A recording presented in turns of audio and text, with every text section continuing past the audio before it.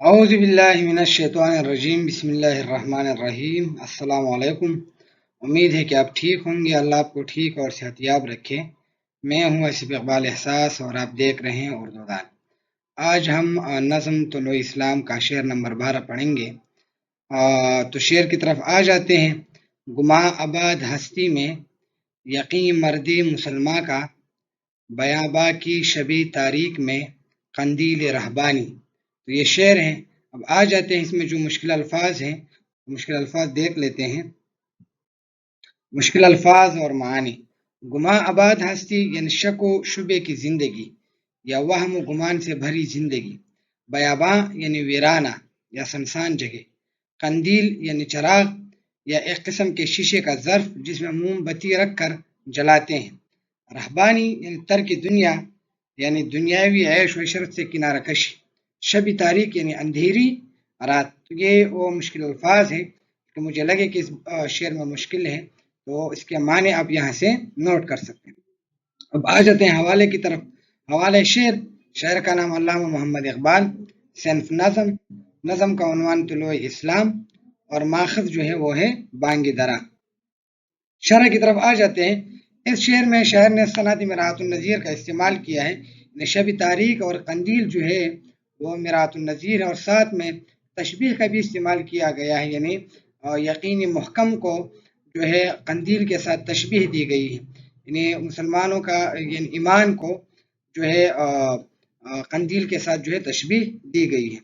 تو یہ صنعت تشبیہ اور صنعت مرآت النظیر کا استعمال کیا گیا ہے۔ شاعر کہتے ہیں کہ مسلمانوں کی زندگی ہر قسم کے شکوک سے آزاد ہوتی ہے، کیونکہ اسلام ایک ایسا پاک دین ہے جس کی ہر چیز واضح ہے اور اس میں کسی شک کی گنجائش نہیں ہے، لیکن دنیاوی زندگی ایسی ہوتی ہے کہ یہ مسلمان کو شکوک میں مبتلا کر دیتی ہے۔ یعنی شاعر یہ کہنا چاہتے ہیں کہ جو دنیا کی زندگی ہے اس میں شکوک وغیرہ ہوتے ہیں، لیکن اگر کسی کا دین جو ہے، دین پر یقین ہے، اسلام پر یقین ہے اور اس کی ایمانی قوت جو ہے پختہ ہے، تو پھر ان کے لیے یہ مسئلے نہیں ہوتے۔ لیکن ایک مسلمان کا پختہ یقین ان تمام خدشات کو ختم کر دیتی ہے۔ اس شک و شبے کی زندگی میں ایک مسلمان کی زندگی کی مثال ایسی شمع کی طرح ہے جو اندھیری رات میں کسی کو روشنی دکھا کر اسے بھٹکنے سے بچا لیتی ہے۔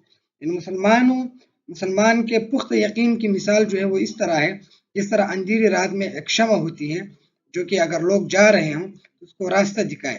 یہاں یہ بیان کیا گیا ہے کہ اگر ایک مسلمان کا پختہ یقین ہے اور وہ ایک صحیح اور پختہ مسلمان ہے، تو ان کی یہ جو ایمان ہے یا جو ایمانی قوت ہے یہ اور لوگوں کے لیے روشنی جو ہے وہ بن سکتی ہے۔ تو یہاں یہ جو ہے یہ تشبیہ ہے، اور وہ صحرا اور بیابان میں اپنی منزل آسانی سے تلاش کر لیتا ہے۔ یعنی وہ لوگ جو کہ اندھیروں میں بھٹک رہے ہیں اور ان کو اگر روشنی مل جائے، اور وہ روشنی اگر بیابان اور صحرا میں مل جائے، تو وہ اپنی منزل کی تلاش جو ہے وہ آسانی سے کر لیتے ہیں۔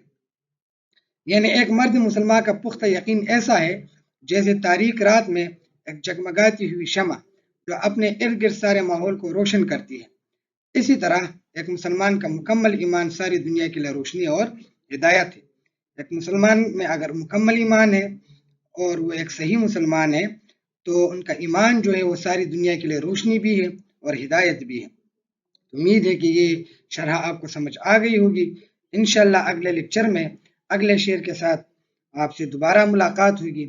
جہاں مسئلہ ہو تو آپ کمنٹس میں پوچھ سکتے ہیں۔